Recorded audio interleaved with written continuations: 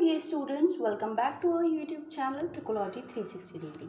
तो बच्चों, आज हम सीखेंगे sum of n terms of N AP, जिसका फॉर्मूला है Sn is equal to n by 2 bracket में 2a plus n minus 1 into D, जहाँ पर Sn क्या है? सम ऑफ n टर्म्स, यानी कि n पदों का योग। n है नंबर ऑफ टर्म्स, यानी कि पदों की संख्या। a है फर्स्ट टर्म, यानी कि प्रथम पद, और d है कॉमन डिफरेंस, यानी कि सार्व अंतर। अब d कॉमन डिफरेंस हम कैसे निकालते हैं?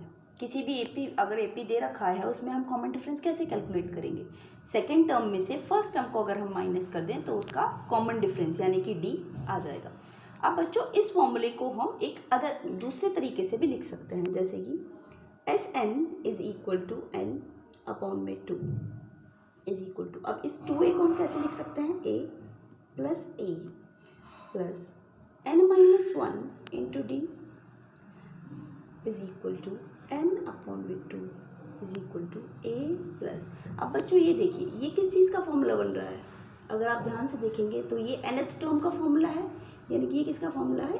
an का फॉर्मूला है। तो इसमें हम क्या लिख सकते हैं? Sn is equal to n upon में 2 ब्रैकेट में a प्लस an। ये एक इसका सेकेंड फॉर्मूला हो गया। इसको और अलग तरीके से हम क्या लिख सकते हैं? n अपॉन में 2 a प्लस, कई बार हम nth टर्म को हम लास्ट टर्म से भी डिनोट करते हैं, तो इसको हम लिख सकते हैं a plus l।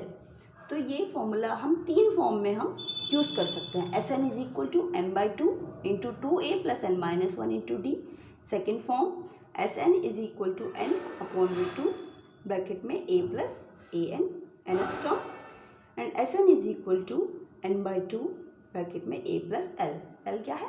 Last term. Thank you.